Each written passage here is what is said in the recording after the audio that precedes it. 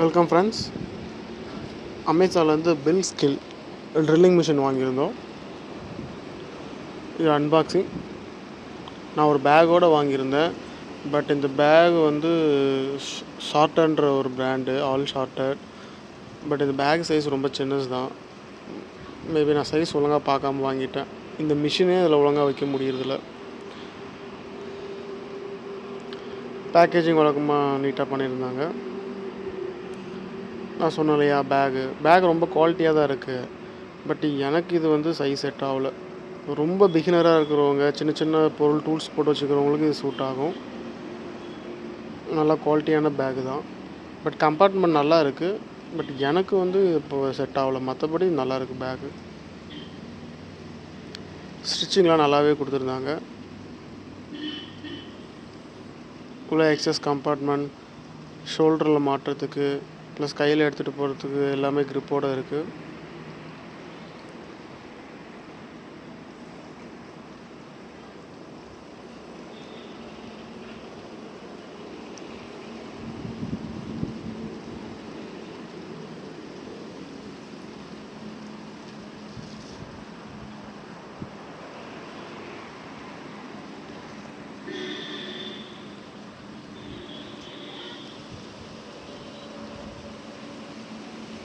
சைடில் ரெண்டு பக்கமும் வந்து எக்ஸ்ட்ரா ஜிப் இருக்குது. 30 சென்டிமீட்டர் எபோவ் தான் இருக்குது. இருந்தாலும் இது நான் எதிர்பார்த்த அளவுக்கு இல்லை. ஐ மீன் ஸ்டோரேஜ் வைஸில்.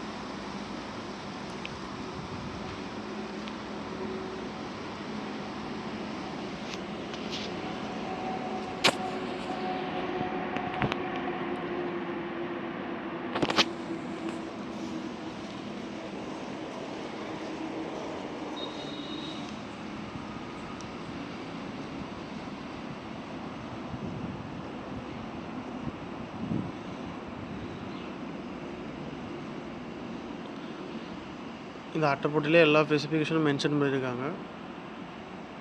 பட் நாம் இதை வாங்கும் போதே பார்த்துட்டு தான் வாங்குகிறோம். 850 வாட்ஸு பாக்ஸோடு கொடுத்துட்றாங்க.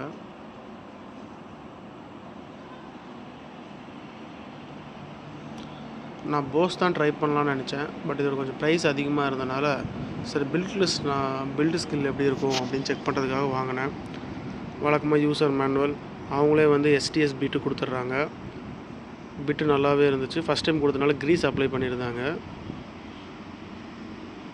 ஸோ பிட்லாம் நல்லா குவாலிட்டியாகவே இருக்குது.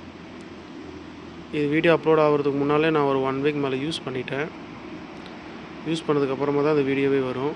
லாங் டேர்ம் வீடியோவும் நான் போடுறேன். ஸோ நம்ம எக்ஸ்ட்ரா க்ரிப்பு, அட்ஜஸ்டரு எல்லாமே இருக்குது. இது போடுறது கொஞ்சம் டஃப்பாக இருக்குது. பட் ஒன்ஸ் போட்டிங்கன்னா ஈஸியாக இருக்கும். ஒயர் நல்லா குவாலிட்டியாகவே இருக்குது. மிஷின்ஸ் வந்து லென்த் அதிகமாக இருக்கிறனால வெயிட்டை நல்லா மேனேஜ் பண்ணியிருக்காங்க. ஒரு கையில் யூஸ் பண்ணுறதுக்கு கூட.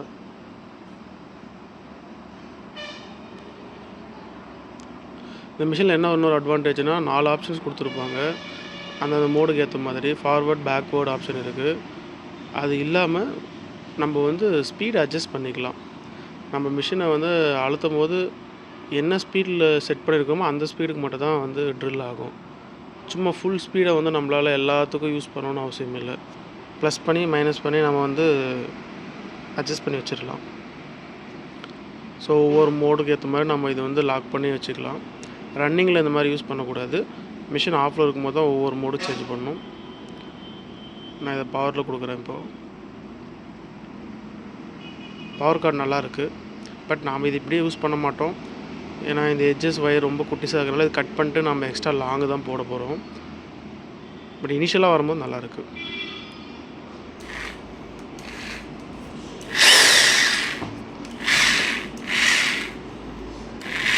இப்போ மிஷின் நல்லாவே ஷார்ப்பாக ஒர்க் ஆகுது. இப்படியோட சர்வீஸ் மற்றதெல்லாம் போக போக எப்படின்னு தெரியல. ஸோ வாங்கியிருக்கேன். இதுக்கு மேலே தான் இதை அப்டேட் பண்ணுறேன். தேங்க்யூ.